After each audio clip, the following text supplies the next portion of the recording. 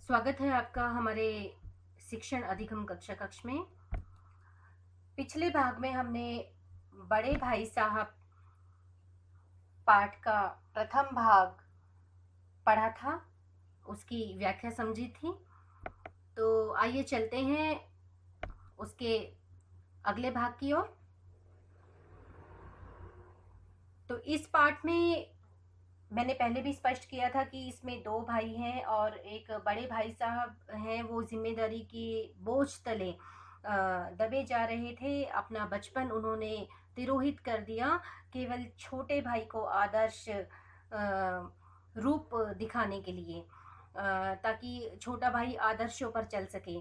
तो आगे चलते हैं। इन पंक्तियों में भाई साहब की सहज बुद्धि का परिचय हो रहा है, जिसे छोटा भाई समझ पा रहा है कि भाई साहब ने इसे भांप लिया। भांप लिया अर्थात अंदाजा लगा लिया। किसके बारे में अंदाजा लगा लिया? कि छोटा भाई जब से प्रथम आया है उसके व्यवहार में परिवर्तन हो गया है।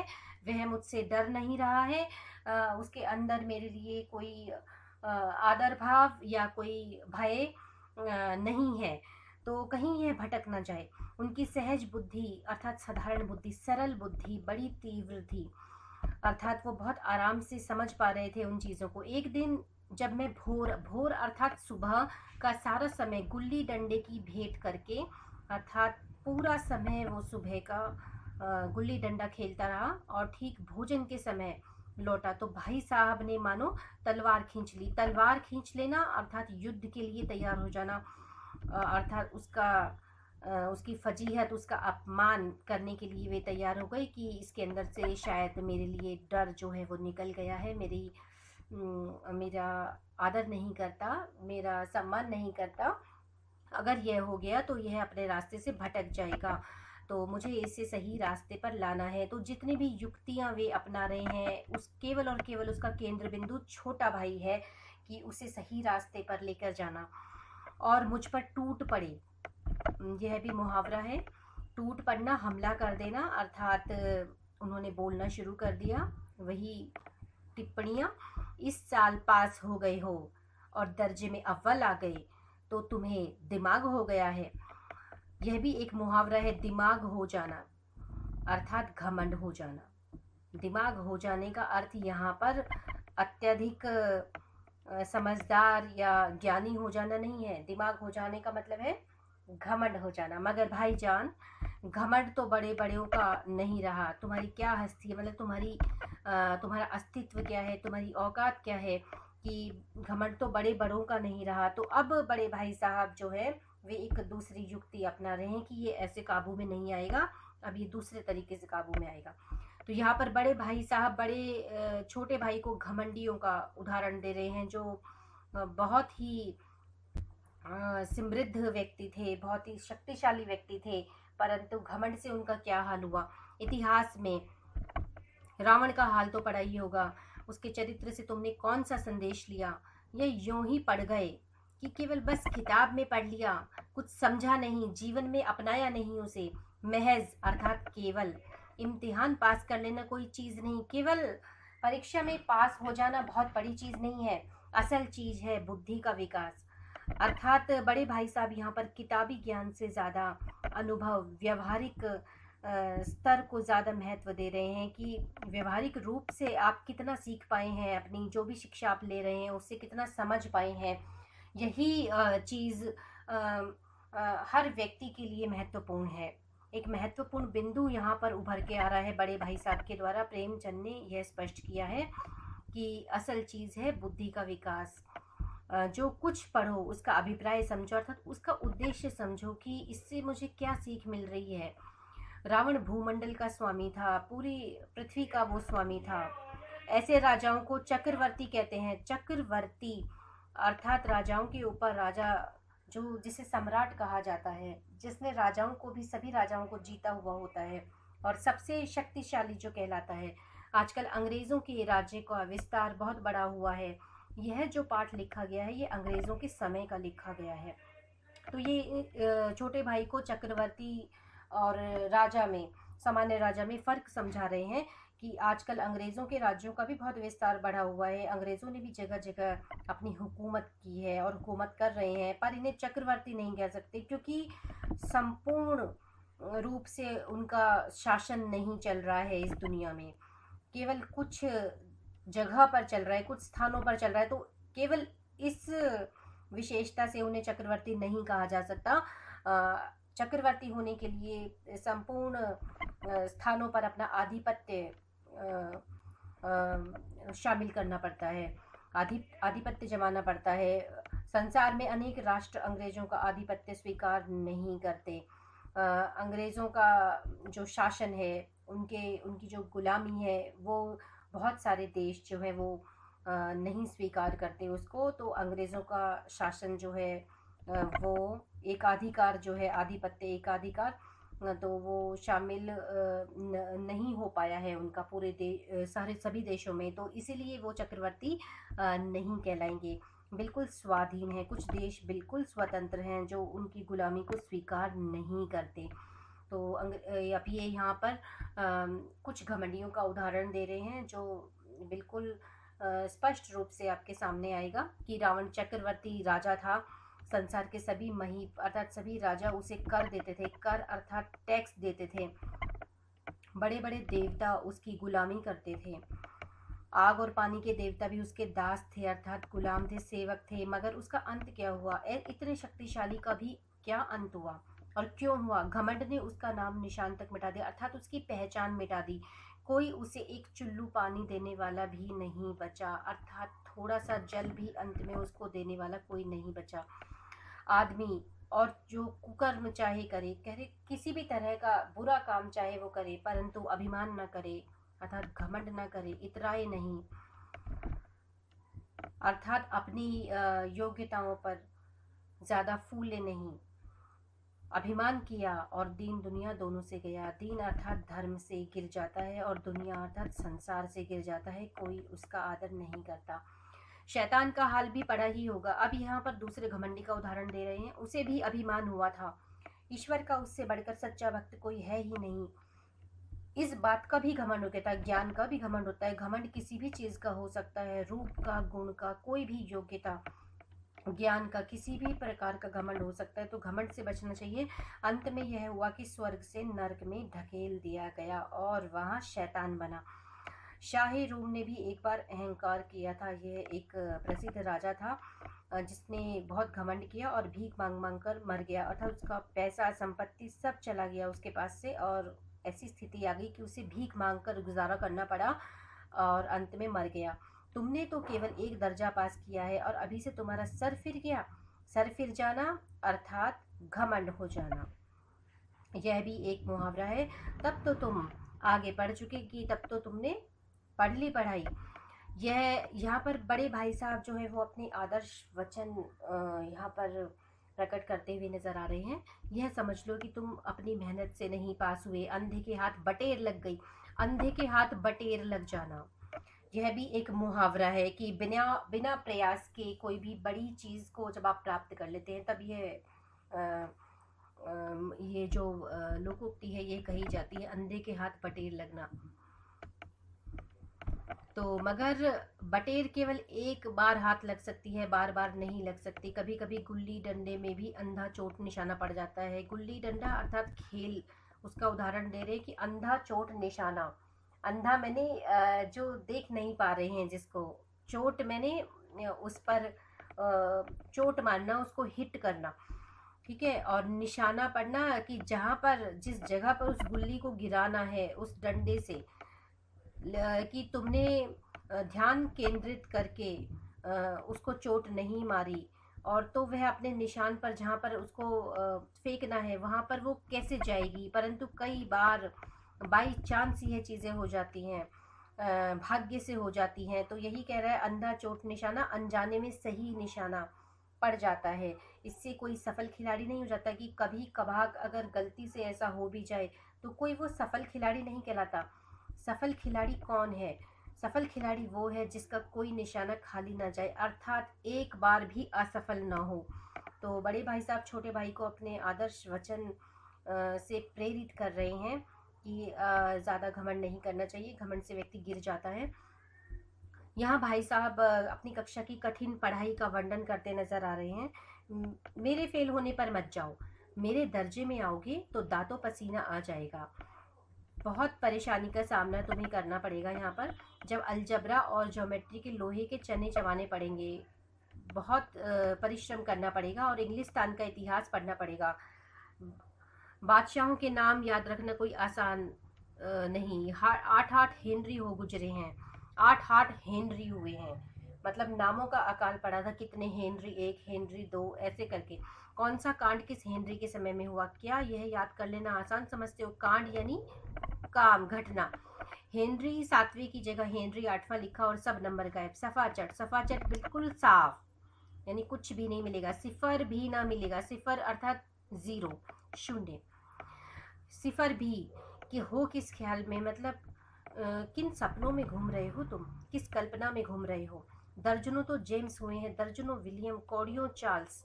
दिमाग चक्कर आ गया, दिमाग चक्कर खाने लगता है, आंधी रोग हो जाता है, आंधी रोग हो जाता है। अर्थात कुछ भी नहीं दिखता, जिस प्रकार आंधी चलने से केवल सामने मिट्टी, धूल, यही सब दिखाई देता है, कुछ भी सामने का स्पष्ट नहीं दिखाई देता। तो इसी प्रकार इतनी भूल भुलैया में व्यक्ति फंस जाता है कि उन्हें समझ ही नहीं आता कि हम क्या लिखें और क्या ना लिखें। इन अभागों को नाम भी न जुड़ते थे, एक ही नाम के पीछे दोयम, सोयम, चाहरुम, पंचुम लगाते चले गए। मुझसे पूछते तो 10 लाख नाम बता देता। यहाँ पर बड़े भाई साहब जो है वो शिक्षा प्रणाली पर व्यंग कर रहे हैं और ज्योमेट्री के बारे में बता रहे हैं। तो बस खुदा की पनाह, बस भगवान की शरण में ही है। बस ज्योमेट्री को अगर पढ़ेंगे तो आ बा जा की जगह आ जा बा लिख दिया और सारे नंबर कट गए। कोई इन निर्दयी मुमतहीनों से नहीं पूछता। निर्दयी अर्थात कठोर, मुमतहीन परीक्षक, निरीक्षक, जो आपकी परीक्षा जो आपने दी है उसको जांचते हैं। नहीं पूछता कि आखिर अ ब ज और अ ज ब में क्या फ़र्क है, और व्यर्थ की बात के लिए क्यों छात्रों का खून करते हो, अर्थात परेशान करते हो, उनके नंबर काटते हो, उनके अंकों को काट लेते हो। तो यहाँ पर एक छात्र की दृष्टि से बड़े भाई साहब जो है वो स्पष्ट कर रहे हैं कि बच्चों के दिल पर क्या गुजरती है अंकों के कटने से, और उनकी स्थिति कैसी होती है। दाल भात रोटी खाई या भात दाल रोटी खाई, इसमें क्या रखा है। मगर इन परीक्षकों को क्या परवाह, वह तो वही देखते हैं जो पुस्तकों में लिखा है, चाहते हैं कि लड़के अक्षर अक्षर रट डालें। तो यह यहाँ पर ये शिक्षा व्यवस्था जो है उसकी एक कमी को उजागर किया जा रहा है कि जो रट कर लिखते हैं, जो बिल्कुल किताबों के जैसा समान लिखते हैं, तो उन्हीं को पूर्ण अंक प्राप्त होते हैं। और इसी रटंत का नाम शिक्षा रख छोड़ा है, तो बच्चे मजबूर हो जाते हैं रटने के लिए। आखिर इन बेसिर पैर की बातों को पढ़ने से क्या फ़ायदा, बेसिर पैर की बातें, व्यर्थ की बातें। तो यहाँ भाई साहब ज्योमेट्री की बात कर रहे हैं और शिक्षा व्यवस्था पर टिप्पणी कर रहे हैं। इस रेखा पर लंब गिरा दो, यहाँ पर भाई साहब गणित की बात कर रहे हैं। जो हम कोण बनाते हैं तो आधार से लंब दुगना होगा।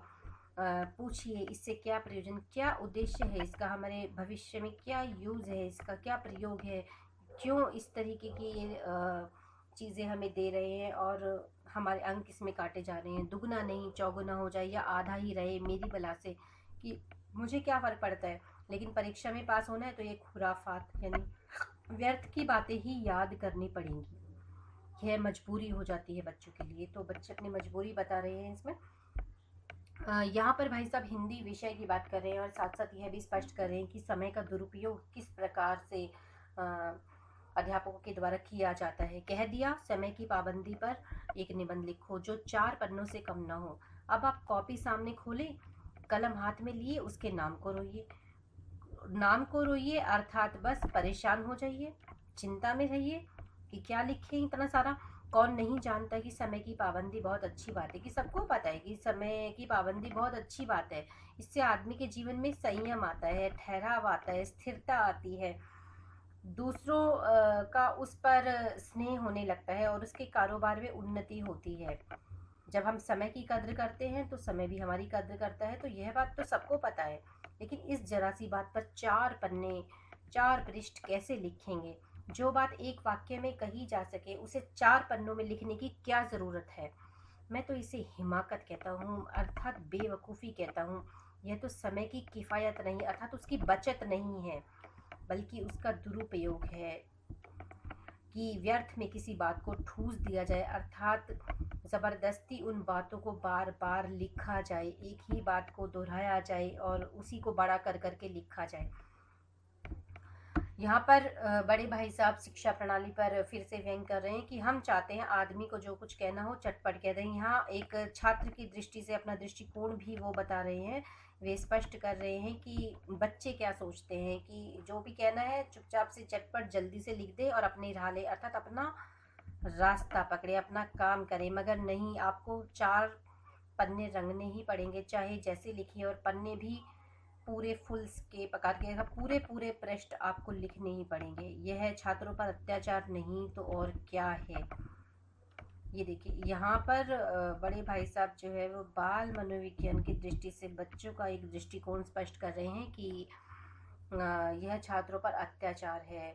और अगर हम आधुनिक शिक्षा प्रणाली से इसकी तुलना करें तो पहले बहुत ज़्यादा बच्चों पर एक शिक्षा का बोझ डाला हुआ था और कुछ अनर्गल विषय थे जिनका उपयोग उनके आगे आने वाले जीवन में नहीं हो रहा था। और शायद इसी बिंदु को ध्यान में रखते हुए आधुनिक शिक्षा प्रणाली बहुत ही लचीली हो गई है और बच्चों को केंद्र में रखकर शिक्षा को उसकी एक आकृति बनाई जाती है, उसकी एक रूपरेखा बनाई जाती है कि केवल और केवल बच्चा केंद्र में है रहे। तो आधुनिक शिक्षा पद्धति और पारंपरिक शिक्षा पद्धति में काफ़ी हद तक और काफ़ी फ़र्क आ चुका है। अनर्थ तो यह है कि कहा जाता है कि संक्षेप में लिखो, कह रही इससे भी बुरी बात यह है कि 4 पृष्ठ लिखने को कह रहे हैं पूरे पूरे, और फिर ये साथ में लिखा है संक्षेप में लिखो, अर्थात छोटा लिखो। तो समय की पाबंदी पर एक निबंध लिखो, निबंध लिखो जो 4 पन्नों से कम ना हो। ठीक, संक्षेप में तो 4 पन्ने हुए, यानी छोटा लिखने को कह रहे हैं जब 4 पन्ने भरने को कह रहे हैं, नहीं तो शायद 100-200 पन्ने लिखवाते। तो यहाँ पर बड़े भाई साहब की व्यंग्यात्मक दृष्टि जो है वो उभर के आ रही है। यहाँ भाई साहब छोटे भाई को अपनी बात मानने को कह रहे हैं कि तेज भी दौड़िए और धीरे धीरे भी, अर्थात आप छोटा भी लिखने को कहा है और फिर ज़्यादा भी लिखिए। है उल्टी बात या नहीं? बालक भी इतनी सी बात समझ सकता है, लेकिन इन अध्यापकों को इतनी तमीज़ नहीं, और उस पर दावा है कि हम अध्यापक हैं। मेरे दर्जे में आओगे लाला तो ये सारे पापड़ बेलने पड़ेंगे। पापड़ बेलना अर्थात बहुत मुश्किलों का सामना करना, कठिन काम करना, और तब आटे दाल का भाव मालूम होगा, अर्थात सही गलत का सही स्थिति के बारे में आप पता कर पाएंगे, सारी बातें पता चल पाएंगी। इस दर्जे में अव्वल आ गए हो तो ज़मीन पर पाँव नहीं रखते, अर्थात घमंड हो गया है। ज़मीन पर पाँव ना रखना, घमंड हो जाना। इसीलिए मेरा कहना मानिए, लाख फेल हो गया हूँ लेकिन तुमसे बड़ा हूँ। संसार का मुझे तुमसे ज़्यादा अनुभव है। जो कुछ कहता हूँ उसे गिरह बांधिए, अर्थात दिमाग में बैठा लो, मन में बैठा लो। ये सभी मुहावरे हैं जिन्हें मैंने पीले रंग में किया हुआ है। नहीं पछताइएगा, नहीं तो पछताओगे अगर मेरी बात नहीं सुनोगे। अब यहाँ भाई साहब की डांट के बाद छोटे भाई की प्रतिक्रिया क्या है वो यहाँ पर स्पष्ट हो रही है। स्कूल का समय निकट था, नहीं ईश्वर जाने यह उपदेश माला कब समाप्त होती। तो इन शब्दों से ही पता चल रहा है उपदेश माला। हमें कब लगता है किसी बड़े का प्रवचन, किसी की बड़े की बातें हमें प्रवचन और उपदेश कब लगती है? जब हमारी रुचि उसे सुनने में नहीं होती। तो यह शब्द यहाँ इसलिए प्रयोग किया गया है। भोजन आज मुझे निस्वाद सा लग रहा था, बिल्कुल मज़ा नहीं आ रहा था, खाने में भी स्वाद नहीं आ रहा था। जब पास होने पर यह तिरस्कार हो रहा है, यानी इतना अपमान मेरे प्रथम आने पर, तो फेल हो जाने पर तो शायद प्राण ही ले लिए जाएंगे, अर्थात मुझे मार ही डालेंगे अगर मैं फेल हो गया तो। भाई साहब ने अपने दर्जे की पढ़ाई का जो भयंकर चित्र खींचा, तो छोटा भाई उससे निराश हो गया था, उसने मुझे भयभीत कर दिया, उसका उत्साह जो है वो थोड़ा कम पड़ गया। और बड़े भाई साहब ने यह जानबूझकर किया कि उसे घमंड ना हो, उसका घमंड तोड़ने के लिए, कि घमंड में आकर अब ये पढ़ाई नहीं करेगा और ज़्यादा लापरवाह हो जाएगा तो अब ये जो पढ़ रहा है वो भी नहीं पढ़ पाएगा। स्कूल छोड़कर नहीं, घर नहीं भागा, यही ताज्जुब है, हैरानी है कि बस स्कूल छोड़कर ही नहीं भागा, वरना सब तरह के भाव उसके मन में आ चुके थे। लेकिन इतने तिरस्कार पर भी पुस्तकों में मेरी अरुचि ज्यों की त्यों बनी रही। मतलब इतना अपमान हुआ तब भी उसकी जो अनिच्छा थी वो ऐसी की ऐसी ही बनी रही। उसकी कोई रुचि नहीं जागी किताबों में, इतना बड़े भाई साहब के बोलने और दिखाने के बाद भी। खेल कूद का कोई अवसर हाथ से ना जाने देता। तो यह स्पष्ट हुआ है कि छोटे भाई के चरित्र का मुख्य बिंदु है कि खेल प्रिय था वो, बहुत ज़्यादा उसे खेल पसंद था। पढ़ता भी लेकिन बहुत कम, बस इतना कि रोज़ टास्क पूरा हो जाए, रोज़ का बस विद्यालय का जो काम था वही पूरा हो जाए, इतना ही पढ़ता था, अतिरिक्त वो नहीं पढ़ता था। और दर्जे में जलील न होना पड़े, अर्थात कक्षा में अपमानित न होना पड़े कि तुमने यह काम नहीं किया। तो इसलिए वह केवल इतना और एक सीमित पढ़ता था। अपने ऊपर जो विश्वास पैदा हुआ था वह फिर लुप्त हो गया, फिर गायब हो गया। किससे हो गया? बड़े भाई साहब की बातों से। उन्होंने जो बड़ी कक्षा का भयंकर चित्र खींचा था और फिर चोरों का सा जीवन काटने लगा। चोरों का सा जीवन का अर्थ यहाँ पर क्या है? अर्थात छिप छिप के बड़े भाई साहब से खेलने के लिए जाने लगा। तो यह हुआ, उसके व्यवहार में कोई परिवर्तन नहीं आया। अब यहाँ पर फिर दोबारा एक छोटे भाई का संवेदनशील पक्ष उभर के आता है। फिर सालाना इम्तिहान हुआ, फिर से वार्षिक परीक्षा हुई और कुछ संयोग ऐसा हुआ कि किस्मत से ऐसा हुआ कि बड़े भाई साहब फिर फेल हो गए और मैं फिर पास हो गया। मैंने बहुत मेहनत नहीं की पर न जाने कैसे दर्जे में अव्वल आ गया। अर्थात यह चीज़ यह स्पष्ट करती है कि छोटा भाई प्रतिभाशाली छात्र था। मुझे खुद अचरज हुआ, बहुत हैरानी हुई। भाई साहब ने प्राणांतक अर्थात प्राणों के अंत तक दिन रात घोर परिश्रम किया। कोर्स का एक एक शब्द चाट गए अर्थात रट लिया पूरी तरह से। 10 बजे रात तक इधर, 4 बजे भोर से उधर, 6 से 9:30 तक स्कूल जाने के पहले मुद्रा कांतिहीन हो गई। अर्थात सारा ग्लो जो था, सारी कांति, सारी चमक जो थी वो बड़े भाई साहब की गायब हो गई, क्योंकि समय से नहीं सोना, समय पर अपने शरीर को नहीं वो देख रहे थे, बिल्कुल आराम नहीं कर रहे थे, तो इसलिए उनकी स्थिति ऐसी हो गई। मगर बेचारे फेल हो गए।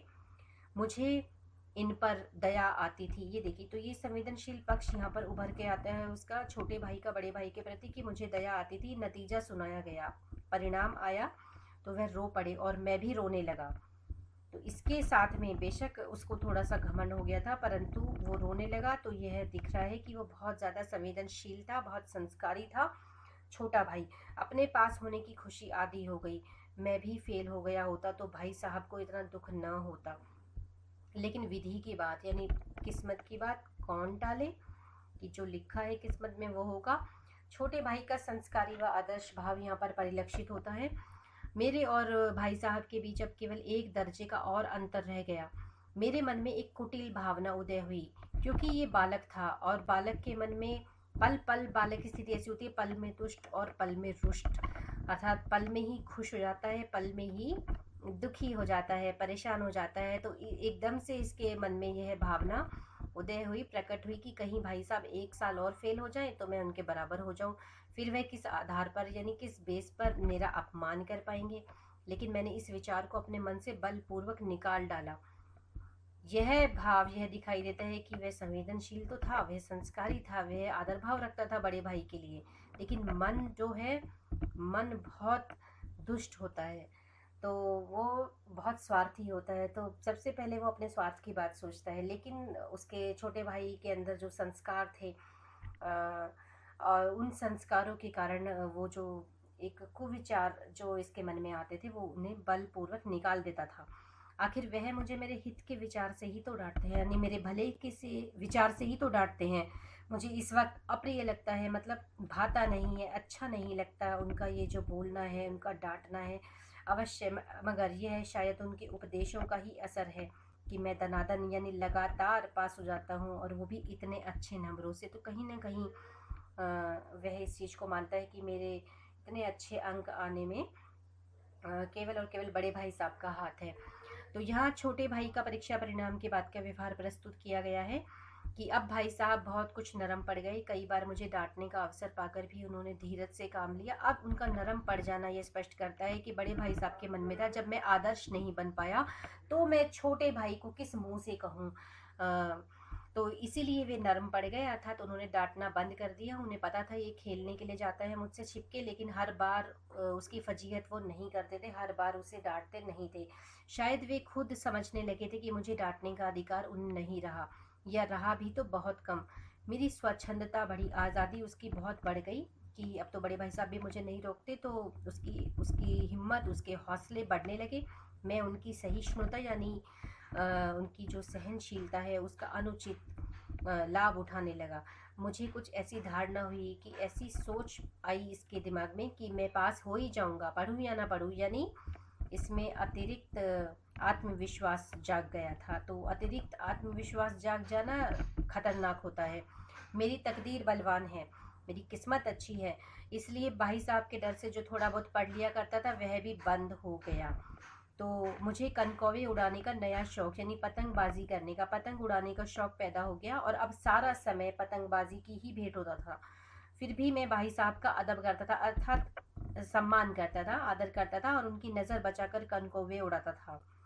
नहीं तो वो सामने भी स्पष्ट रूप से जा सकता था, परंतु यह जो छिपकर जाना है इसका मतलब उसके अंदर उसके प्रति आदर भाव है कि उनको बुरा ना लग जाए। मांझा देना, कन्ने बांधना, पतंग टूर्नामेंट की तैयारी करना आदि समस्याएं सब गुप्त रूप से हल की जाती थी। मतलब अपने दोस्तों के साथ में ये, अपने मित्रों के साथ में ये योजनाएं बनाता था कि कैसे कैसे हमें पतंगबाजी करनी है और ये टूर्नामेंट में भाग लेना है। मैं भाई साहब को ये संदेह नहीं होने देना चाहता था कि उनका सम्मान और लिहाज अर्थात अदब जो था वो मेरी नज़रों में कम हो गया। तो यहाँ छोटे भाई का परीक्षा परिणाम के बाद का व्यवहार आपके सम्मुख आ ही रहा है कि किस प्रकार वह और ज़्यादा आज़ाद हो गया। एक दिन संध्या समय, शाम के समय हॉस्टल से दूर में एक कनकौआ पतंग लूटने के लिए, कटी हुई पतंग थी, बेतहाशा इधर उधर की उसको खबर ही नहीं थी, बिना रुके दौड़ा जा रहा था, इधर उधर बिना देखे। आंखें आसमान की ओर थी और मन उस आकाशगामी पथिक की ओर, आकाश को गमन करने वाला पथिक की ओर। ये पतंग के बारे में कहा जा रहा है जो मंद गति से झूमता पतन की ओर यानी गिरावट की ओर चला जा रहा था। यह पतंग की बात हो रही है, मानो कोई आत्मा। अब यहाँ पर यह तुलना कर रहा है, किससे? आत्मा से। किसकी? पतंग की। स्वर्ग से निकलकर विरक्त मन से, ऐसे लग रहा है कि कोई आत्मा स्वर्ग से आ रही है और विरक्त, जिसे किसी का भी मोह नहीं है, लगाव नहीं है कि मैं यहाँ एक विशेष बिंदु पर आकर रुकूंगी, यही मेरा उद्देश्य है, यही मेरा लक्ष्य है। किसी के प्रति मोह नहीं, जहाँ चाहे गिर जाए, जहाँ चाहे चली जाए। तो ऐसा भाव मन से नए संस्करण, नए संस्कार, नया जीवन ग्रहण करने जा रही हो कि जिसके हाथ में आ जाएगी यह उसी की हो जाएगी, उसे किसी से कोई लगाव नहीं है पतंग को। तो यहाँ पर आत्मा से तुलना की जा रही है। बालकों की पूरी सेना लग गए झाड़दार बांस, बहुत बड़े बड़े डंडे बांस के, और ये सब लेकर उनका स्वागत करने को दौड़ी आ रही है, मतलब पकड़ने के लिए आ रही है।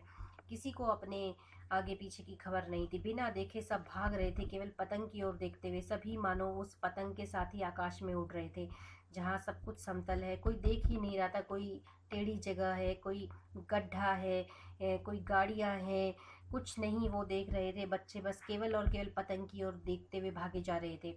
सहसा भाई साहब से मेरी मुठभेड़ हो गई। मुठभेड़ यानी आमना सामना हो गया। यहाँ अब भाई साहब छोटे भाई के पतंग के पीछे भागने को बेवकूफ़ी बता रहे हैं। उनका आमना सामना हुआ, जो शायद बाजार से लौट रहे थे, उन्होंने वहीं हाथ पकड़ लिया और उग्र भाव से बोले, क्रोधित हो गए और बोले, इन बाजारी लौंडों के साथ धेले के यानी एक एक पैसे के कनकौवे यानी पतंग के लिए दौड़ते तुम्हें शर्म नहीं आती? यानी इन आवारा लड़कों के साथ तुम्हें एक एक पैसे की पतंग उड़ाते हुए और उसके लिए दौड़ते हुए शर्म नहीं आती? तुम्हें इसका कोई लिहाज नहीं, कोई शर्म नहीं है, कोई अदब नहीं है कि अब नीची जमात में नहीं हो, यानी छोटी क्लास में नहीं हो, बल्कि 8वीं जमात में आ गई हो, बड़ी कक्षा में आ गए। उस समय 8वीं कक्षा को बहुत ही बड़ी माना जाता था। और बड़े भाई साहब यहाँ पर, और बड़े भाई साहब के द्वारा प्रेमचंद यहाँ स्पष्ट करेंगे कि 8वीं पासों को क्या क्या पद प्राप्ति होती थी। तो और मुझसे केवल एक दर्जा नीचे हो। आखिर आदमी को कुछ तो अपनी पोजीशन यानी जो उसकी उसका पद है, उसकी पदवी है, उसका ख्याल रखना चाहिए कि अब है एक। यहाँ पर जो भाई साहब हैं उसने छोटे भाई को पतंग के पीछे दौड़ते, पतंग को लूटने के लिए दौड़ते हुए देख लिया था, तो वहाँ पर वे उसे डांटने लगे और 8वीं कक्षा के पद का महत्व यहाँ पर बता रहे हैं। एक ज़माना था कि लोग 8वां दर्जा पास करके नायब तहसीलदार हो जाते थे। मैं कितने ही मिडिलचियों को जानता हूँ, मतलब जो उन्होंने 8वीं की हुई है, जो आज अव्वल दर्जे के मजिस्ट्रेट और सुपरिटेंडेंट हैं। ये देखिए, तो 8वीं पास जिसने की हुई थी, तो उनको क्या क्या पद मिलते थे। कितने ही 8वीं जमात हमारे लीडर या समाचार पत्रों के संपादक हैं। बड़े बड़े विद्वान उनकी मातहती, उनके कहे अनुसार, उनके निर्देशन में काम करते हैं, और तुम उसी 8वें दर्जे में आकर बाजारी लौंडों के साथ कनकोवी के लिए दौड़ रहे हो, पतंग के लिए भाग रहे हो। मुझे तुम्हारी इस कमकली पर दुख होता है कि कितनी बेवकूफ़ी है तुम्हारी ये। तुम ज़हीन हो, अर्थात प्रतिभाशाली हो, तुम बहुत ज़्यादा बुद्धिमान समझदार हो, इसमें शक नहीं। लेकिन यह ज़ेहन किस काम का, यह समझ किस काम की जो हमारे आत्म गौरव की हत्या कर डाले। बड़े भाई साहब की नज़र में, उनकी दृष्टि में ऐसी समझ किसी काम की नहीं है जो उनके आत्म गौरव की अर्थात आत्मसम्मान की हत्या कर डाले। तो यहाँ पर वो बड़े भाई साहब छोटे भाई को बड़े होने का भाव अपनाने के लिए कह रहे हैं कि अब तुम बड़ी कक्षा में हो गए हो और बड़ों की तरह व्यवहार करो। अब यहाँ पर बड़े भाई साहब जो है अपने बड़े होने का अधिकार और अनुभव का महत्व समझा रहे हैं कि किताबी ज्ञान से ज़्यादा अनुभव ज़्यादा महत्वपूर्ण है। जीवन में व्यवहारिक धरातल पर, व्यवहारिक स्तर पर अनुभव जो होता है वो ज़्यादा महत्वपूर्ण है। ज़िंदगी चलाने के लिए यह व्यवहारिक ज्ञान ही काम आता है, केवल किताबी ज्ञान से कुछ नहीं होता। इसके लिए वे यहाँ पर उदाहरण देंगे। तुम अपने दिल में समझते होगे मैं भाई साहब से महज एक दर्जा नीचे हूँ और अब उन्हें मुझे कुछ कहने का हक नहीं। तो ये देखिए, इसको स्पष्ट रूप से बड़े भाई ने यह स्वीकार कर लिया कि वे उसके दिमाग को समझ चुके थे कि यह अब क्या समझ रहा है, और उन्होंने यह उगल दी बात। लेकिन यह तुम्हारी गलती है, मैं तुमसे 5 साल बड़ा हूँ। अब बड़े भाई साहब ने एक और युक्ति अपनाई कि अब मेरी इस युक्ति से काम नहीं चलेगा कि मैं दिन रात किताबें लेके बैठा रहता था, कि वह तो युक्ति असफल हो गई है। अब उन्होंने दूसरी युक्ति अपनाई, और चाहे आज तुम मेरी जमात में आ जाओ, आज तुम चाहे मेरी क्लास में आ जाओ और परीक्षकों का यही हाल है, तो निस्संदेह अगले साल तुम मेरे समकक्ष हो जाओगे। तो बड़े भाई साहब को यकीन है कि मैं शायद अगले साल भी फेल हो जाऊंगा और ये मुझसे आगे निकल जाएगा। तो उन्होंने जो उन्हें अंदेशा था अपने बारे में वो उन्होंने स्पष्ट कर दिया, और शायद 1 साल बाद मुझसे आगे भी निकल जाओ, लेकिन मुझ में और तुम में जो 5 साल का अंतर है उसे तुम क्या खुदा भी नहीं मिटा सकता, अर्थात अनुभव का। अब ये अनुभव के बिंदु को यहाँ पर लेके आए हैं कि मैं इससे इस पर प्रभाव डाल सकता हूँ। मैं तुमसे 5 साल बड़ा हूँ और हमेशा रहूँगा। मुझे दुनिया का और ज़िंदगी का जो तजुर्बा है यानी अनुभव है, तुम उसकी बराबरी नहीं कर सकते, चाहे तुम एमए और डी फिल और डी लिट ही क्यों ना हो जाओ। यहाँ भाई साहब किताबी ज्ञान से ज़्यादा तजुर्बे को महत्व दे रहे हैं। इसके लिए वे उदाहरण दे रहे हैं। समझ किताबें पढ़ने से नहीं आती, दुनिया देखने से आती है। हमारी अम्मा ने कोई दर्जा पास नहीं किया, यानी जो माँ थी उनकी, और दादा भी, पिताजी शायद 5वीं 6ठी जमात से आगे नहीं गए, लेकिन हम दोनों चाहे सारी दुनिया की विद्या पढ़ ले, सारी दुनिया की विद्या पढ़ ले, अम्मा और दादा को हमें समझने और सुधारने का अधिकार हमेशा रहेगा। केवल इसीलिए नहीं कि वे हमारे जन्मदाता हैं, बल्कि इसलिए कि उन्हें दुनिया का हमसे ज़्यादा तजुर्बा है और रहेगा। अमेरिका में किस तरह की राज व्यवस्था है और 8वें हेनरी ने कितने ब्याह की। अब यहाँ पर ये किताबी ज्ञान की बात कर रहे हैं। आकाश में कितने नक्षत्र हैं, यह बात चाहे उन्हें ना मालूम हो, लेकिन हजारों बातें ऐसी हैं जिनका ज्ञान उन्हें हमसे और तुमसे ज़्यादा है। अर्थात उन्हें किताबों का ज्ञान भले ही ना हो, वो अनपढ़ थे, पहले के लोग इतना पढ़े लिखे नहीं होते थे, परंतु उन्हें जीवन का अनुभव बहुत ज़्यादा है। तो हमारी जो एक किताबी विद्या है वो उस समय उनके अनुभव के समक्ष नतमस्तक हो जाएगी, असफल हो जाएगी। अब यहाँ पर अगला उदाहरण ये दे रहे हैं, दैव ना करे आज मैं बीमार हो जाऊं तो तुम्हारे हाथ पांव फूल जाएंगे। ये मुहावरा है, घबरा जाओगे, दादा को तार देने की सिवा तुम्हें और कुछ नहीं सूझेगा। अर्थात आप पत्र लिखोगे लेकिन तुम्हारी जगह दादा हो यानी पिताजी हो तो किसी को तार ना दे। तो यहाँ पर जो है दादा शब्द का जो अर्थ है, जैसे बंगाली भाषा में बड़े भाई को दादा कहा जाता है, यहाँ पर हमारे यहाँ पर दादा को हमारे यहाँ पर दादा को जो ग्रैंडफादर हैं उनको कहा जाता है, पिताजी के जो पिताजी होते हैं। और यहाँ पर जो है इनको पिताजी को यहाँ पर दादा कहा गया है। तो किसी को तार ना दे, ना घबराए, ना बदहवास हो, नहीं ना तो वो घबराएंगे ना ही वो परेशान होंगे कि क्या करें और क्या ना करें की स्थिति जो होती है वो बदहवास की स्थिति होती है। पहले खुद मर्ज पहचान कर यानी बीमारी को पहचानेंगे, इलाज करेंगे, उसमें सफल न हुए तो किसी डॉक्टर को बुलाएंगे। बीमारी तो खैर बड़ी चीज़ है, हम तुम तो इतना भी नहीं जानते कि महीने भर का खर्च महीना भर कैसे चले। जो कुछ दादा भेजते हैं उसे हम 20-22 तक खर्च कर डालते हैं और फिर पैसे पैसे को मोहताज हो जाते हैं, नाश्ता बंद हो जाता है, धोबी और नाई से मुंह चुराने लगते हैं अर्थात बचने लगते हैं। लेकिन जितना आज हम और तुम खर्च कर रहे हैं उसके आधे में दादा ने अपनी उम्र का बड़ा भाग इज्जत और नेक नामी के साथ निभाया है और कुटुंब का पालन किया है, जिसमें सब मिलकर 9 आदमी थे। अर्थात जितना पैसा वे आज हमारी फीस में, 1 महीने की फीस में दे रहे हैं और हम उसे 20-22 तारीख तक ही खर्च कर देते हैं, और केवल उतने पैसे में वो 9 लोगों का जो एक परिवार था उसका पूरा खर्चा उठाते थे, पालन करते थे, पूरा महीना वो उसको चलाते थे। और इतने ही पैसों में उन्होंने अपनी एक उम्र का एक बड़ा भाग, मतलब अपनी आयु जो है उसका एक बड़ा भाग उन्होंने निकाल दिया। मतलब ज़िंदगी ऐसी ही उन्होंने निकाली है, ऐसे ही जी है।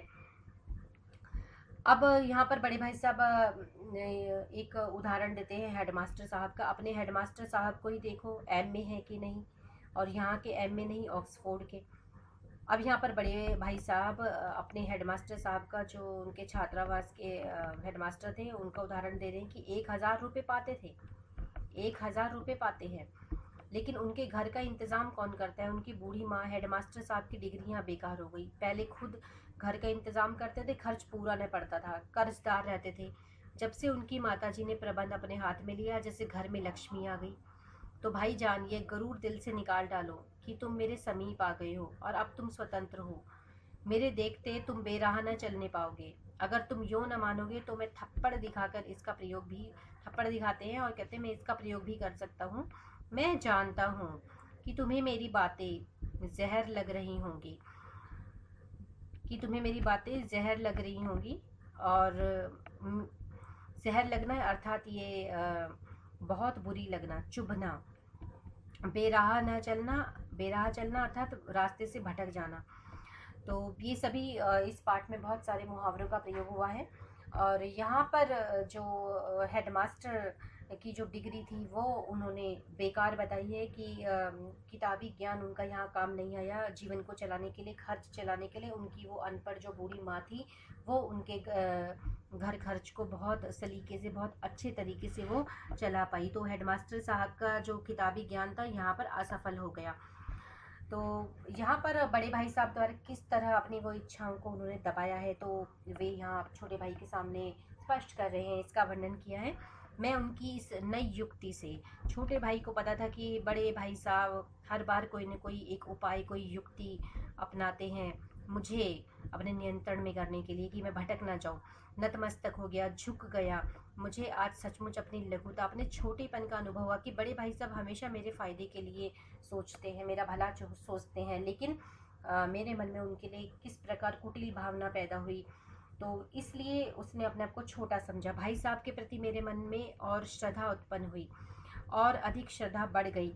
मैंने सजल आंखों से, अर्थात आंखों में आंसू आ गए, कहा हरगिज़ नहीं, आप जो फरमा रहे हैं वह बिल्कुल सच है और आपको उसको कहने का अधिकार है कि आप जो भी कह रहे हैं बिल्कुल सही है और आपको अधिकार है मुझे कहने का, क्योंकि आप मुझसे बड़े हैं।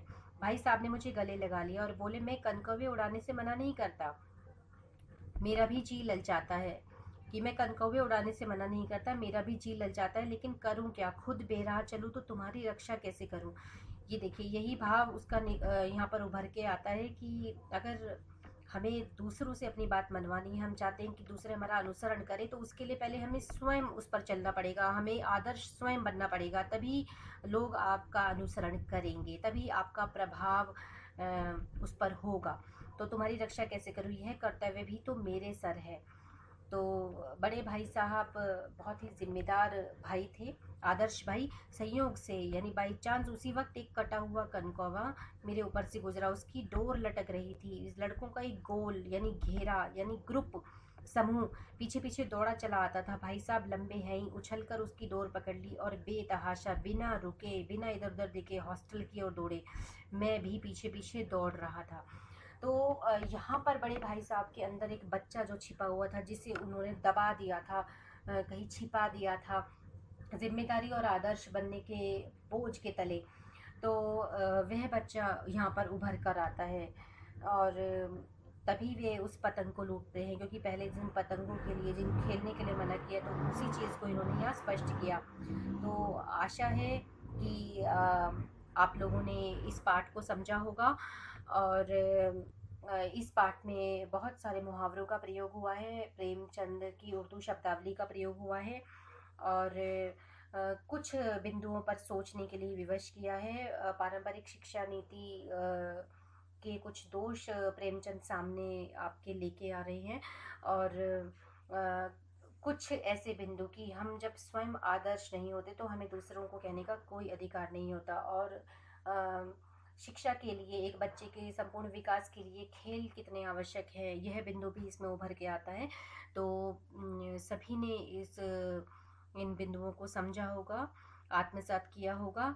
तो चलिए इसकी पुनरावृत्ति करें और पुनरावृत्ति के उपरांत हम इसके मुख्य बिंदुओं को आत्मसात करेंगे और अगली कक्षा में हम मिलेंगे और जिसमें हम बड़े भाई साहब के पाठ से संबंधित लघु उत्तरीय प्रश्न, दीर्घ उत्तरीय प्रश्न, अति दीर्घ उत्तरीय प्रश्न व बहुवैकल्पिक प्रश्नों पर चर्चा करेंगे। तो यहाँ पर हमने बड़े भाई साहब पाठ को समझा कि बड़े भाई साहब ने किन किन बिंदुओं को उभारा है और घमंडियों का उदाहरण दिया और हर तरह की वह युक्ति अपनाई जो एक आदर्श भाई के लिए ज़रूरी होती है अपने छोटों को नियंत्रण में रखने के लिए, कि वे पूरी तरह से एक जिम्मेदार भाई थे, एक आदर्श भाई थे जिन्होंने अपने बड़े भाई को भटकने नहीं दिया। चाहे यह उनकी मजबूरी थी कि वे बहुत अच्छे तरीके से पढ़ाई को कर नहीं पा रहे थे, परंतु